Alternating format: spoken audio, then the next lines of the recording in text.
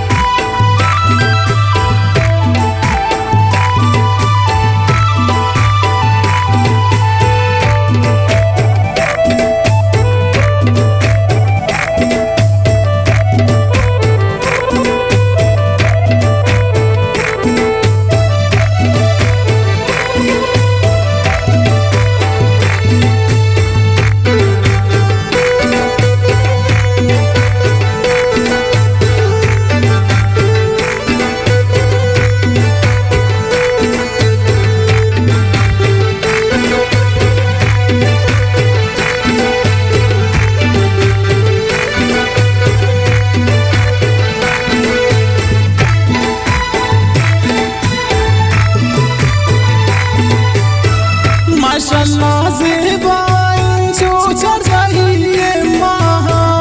दिग कस्से नगी ज़बातई जहाँ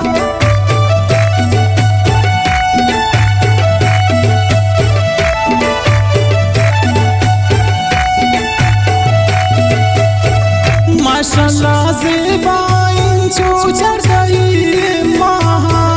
दिग कस्से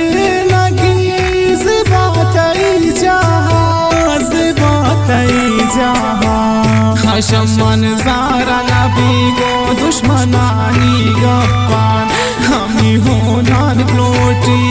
राई बयान कुर्बान हशमन ज़ारा नबी गो दुश्मनानी गप्पान